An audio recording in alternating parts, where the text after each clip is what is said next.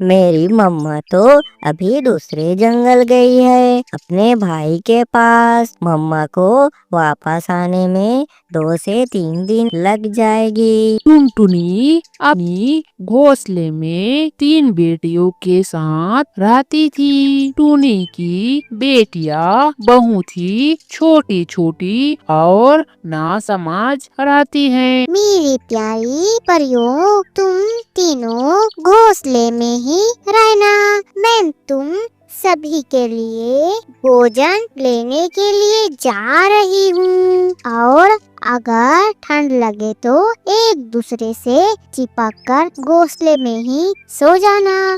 मम्मा चिड़िया यहाँ बोलकर अपनी बेटियों के लिए भोजन की तलाश में निकल जाती हैं। मम्मा चिड़िया को गेहूं के कुछ दाने मिलती हैं। हाय, यहाँ तो कितना सारी गेहूं की दाने हैं। इन सभी को मेरी बेटियाँ महीनों दिन तक खा सकती हैं। मम्मा चिड़िया गेहूं की सभी दाने को खाकर अपने साथ अपने घोंसले में ले जाती रहती हैं। तो अचानक बारिश शुरू हो जाती है। मैं यहाँ थोड़ी समय के लिए आराम कर लेती हूँ। अगर यहाँ गेहूं के दाने भी भीग गए तो सब दाने खराब हो जाएगी। जग्गू सियार भी बारिश की पानी में भीगते हुए गुजारते रहते हैं। टूनी, तुम इतनी जोरों की बारिश में और इतनी ठंडी में पेड़ के नीचे क्या कर रही हो? जग्गू भैया, मैं अपनी बिटिया के लिए भोजन लेने गई थी, लेकिन यहाँ बारिश की वजह से यहाँ रुकी हूँ। पता नहीं बारिश में मेरी नन्ही बिटिया का क्या हाल हो रही होगी। तो तुम यहाँ क्यों रुकी हुई हो? तुम चलो मेरे साथ, मैं तुम्हें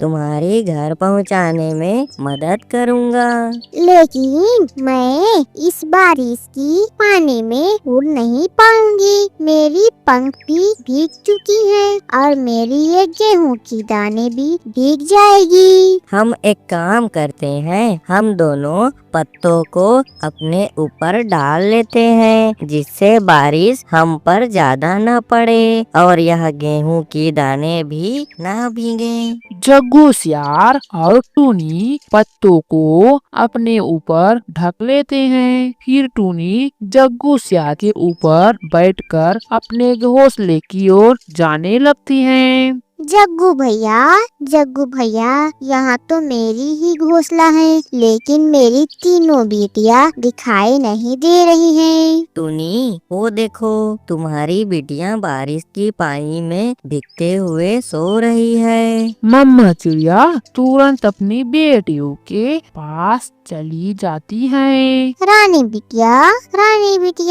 उठो। तुम तीनों उठ क्यों नहीं रहे हो? टूनी अपनी बेटियों को जग्गू सियार के पीठ में सुला देती हैं। जग्गू भैया, लगती है कि मेरी बेटिया का बुखार और ठंडी पड़ गई है। अब आप ही मेरी मदद करिए।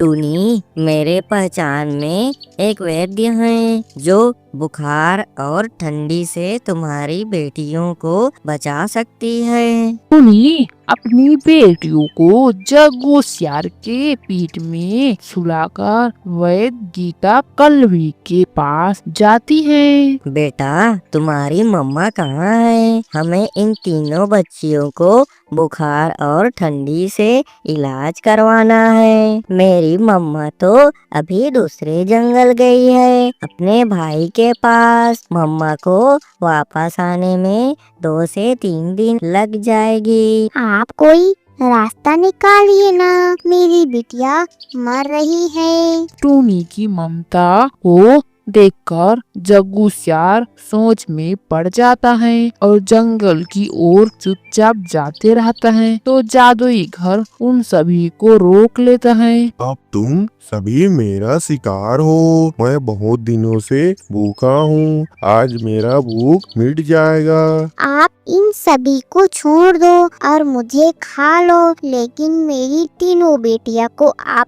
अपनी जादू से ठीक कर दीजिए। यह शर्त तो मुझे मंजूर है। मैं तुम्हें खाऊंगा, लेकिन तुम्हारी बच्चियां छोटी है, इन्हें मेरे अंदर सुला दो, फिर यह तीनों ठीक हो जाएंगी। सभी जादुई घर के अंदर घुस जाते हैं। वहाँ घुसते ही जादूगर अपनी शक्ति से टूनी की तीनों बेटियों को ठीक कर देता है। तुम सभी यहाँ से जा सकते हो। टूनी, अभी तुम्हारी बिटिया छोटी है तो मैं तुम्हें नहीं खा सकता हूँ। टूनी, जग्गू सियार और टूनी की बिटिया जंगल से होते हुए जाते हैं। टुनी, अब तुम अपनी बेटियों के साथ खुश रहना।